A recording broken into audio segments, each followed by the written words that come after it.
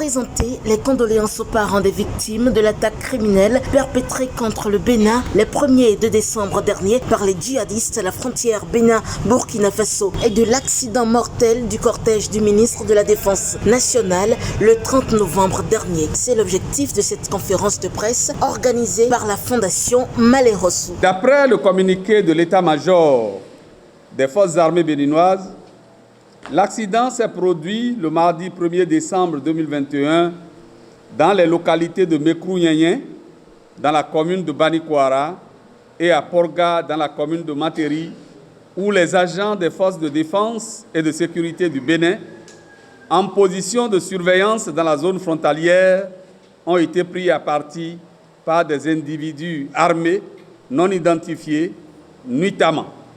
Ils ont essayé de contourner et de surprendre le dispositif de prévention mis en place pour ouvrir le feu sur les éléments de nos forces de défense nationales. Les échanges de tirs à balles réelles ont fait 2 morts et quelques blessés dans les rangs de nos militaires. Les victimes sont immédiatement prises en compte avec diligence pour les soins adéquats à l'hôpital Jean de Dieu de Tanguieta.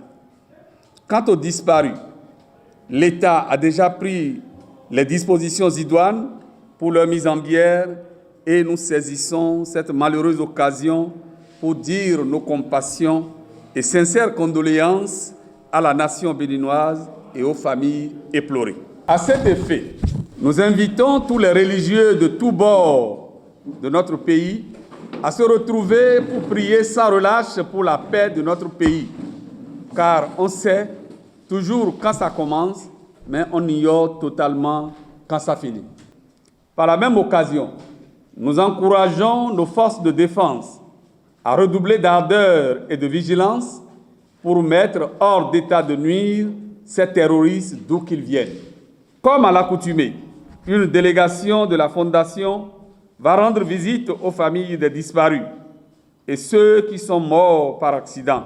C'est avec douleur et tristesse que nous avons appris par les réseaux sociaux le décès de 2 agents en uniforme dans un accident de circulation. Or, ils étaient en mission dans une délégation conduite par le ministre de la Défense pour aller rendre visite aux blessés de l'attaque perpétrée par les djihadistes, nous disons les faux musulmans. Nous demandons beaucoup de courage au ministre de la Défense, M. Alain Fortuné Nouati, et à travers lui, le chef d'état-major général des armées et tous ses personnels. Nous profitons pour annoncer aux agents en uniforme que le chef de l'État est en train de tout mettre en œuvre pour l'amélioration de leurs conditions de vie et de travail, car cela lui tient à cœur. Une occasion également pour l'honorable El Hadj Yacoubou Malé Rossou, président et fondateur de la Fondation, et son vice-président, l'imam Moutawakil Boukari, d'apaiser la population béninoise face au procès des détenus des crises pré- et post-électorales d'avril dernier, en appelant le président de la République à gracier ceux-ci au nom de la réconciliation et de l'unité nationale. J'ai fait au moins 8 ans à la Cour de justice. Je suis le seul illettré qui est resté parmi ceux-là. Mais j'arrive quand même à donner mes avis sur des problèmes donnés. Le président de la République n'a aucun droit de dire au juge « fais ça, fais ça ». Il ne peut pas. Il ne peut pas. Donc, nous demandons aux juges, aux procureurs, de savoir que la mission qu'on leur a confiée, que c'est le Dieu tout-puissant, Allah subhanahu wa ta'ala. Ce n'est pas un homme.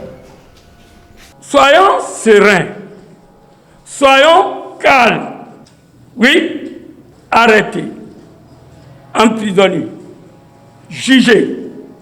Après ça, qu'est-ce qui vient? La libération. On ne doit pas crier fort. S'il plaît à Dieu, c'est le moment où le chef de l'État, chef du gouvernement, va vous montrer ce qu'il est capable de faire.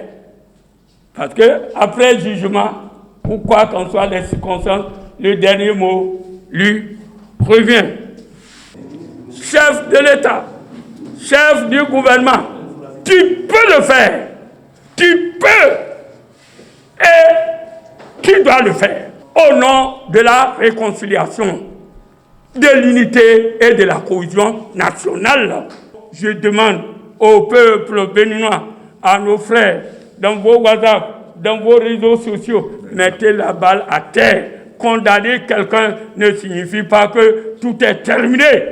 On a condamné les gens à mort. Pendant quelques jours, on dit il est pardonné. Et par la grâce de Dieu, moi je suis optimiste.